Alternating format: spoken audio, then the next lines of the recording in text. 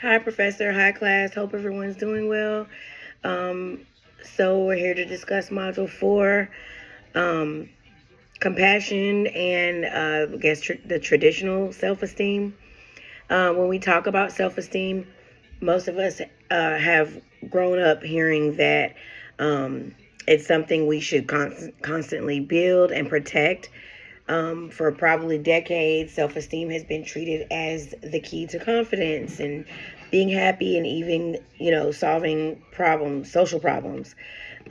This idea largely comes from the psychologist Nathaniel Branden, whose work in the late 1960s helped launch what became known as the self esteem movement.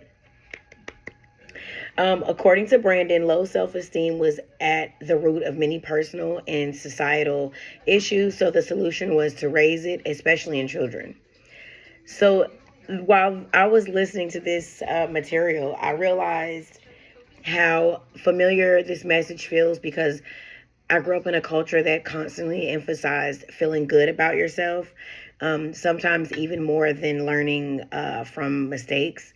So self-esteem was stressed per se, more so as an emotional state of feeling rather than a learning process. So mistakes were avoided or shunned upon, instead of maybe using them as opportunities to grow. um, so in a person, a child especially, building their skills and maybe taking accountability. um, so over time, self-esteem programs made their way into schools and other institutions. Kids were told they were special. Winning and losing were sometimes removed from competition, and failure was softened or avoided. However, as both chapter 4 of the e-text and the article is self-compassion, the new and improved self-esteem, explain this approach may have created unintended consequences.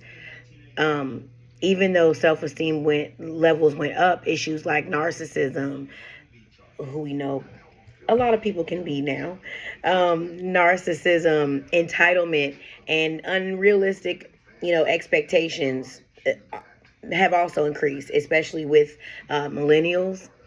Um, and what stood out to me the most was the idea that self-esteem can become, um, I guess, fragile when it depends too much on praise or success. So I can relate how confidence can quickly, drop when validation disappears. You're not being validated, um, made importance of, or just when expectations aren't met. So again, in our culture, it's kind of like um, those ideas about self-esteem shaped my mindset because it's not just about feeling good. It's about um, treating yourself kind when things maybe don't go your way. um, and that's not something that is, in my opinion, taught. um, it definitely wasn't taught then. um, I won't tell you how old I am. It wasn't taught then, and it definitely. I think it's probably brought aware to the to people's attention now, but it's still not something that is talked about. I think that what we think should be good in a household now as well. So it's good we're bringing it to the forefront. So self compassion is based on Buddhist philosophy and focuses on being kind to yourself during difficult moments instead of being overly critical.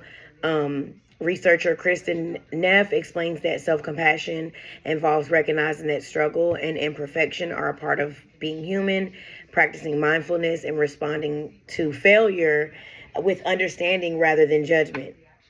So that would be, kind of go hand in hand with what I just said. um so unlike traditional self-esteem, self-compassion doesn't require like being better than others or constantly succeeding in things. Instead, it provides like a stable sense of self-worth when um that's still there even when you fail, which correlates to what I kind of compared to growing up, my childhood, and our culture. So studies mentioned in the article show that self-compassion reduces anxiety, depression, and defensiveness, while also increasing emotional resilience and motivation. With that being said, Nathaniel Branden's original theory of self-esteem is more complex than how it was later popularized. So when comparing self-esteem and self-compassion, I don't really see them as opposites. Instead, they seem to serve like different purposes. Self-esteem can motivate growth and achievement, while self-compassion helps us stay emotionally grounded when we struggle or when we fail at something, or just not as good. So in a society that often measures worth by your success, productivity, or comparison, self compassion may be especially important for maintaining mental health, which I'm huge on. I'm a huge advocate for, and I'm just huge on mental health, period. So, yeah, overall, this topic made me reflect on how I talk to myself during setbacks and times that I don't feel as like I'm being on top of things, and whether being kinder to myself could actually help me grow more than constant self criticism ever has. Thank you. Everyone have a good night.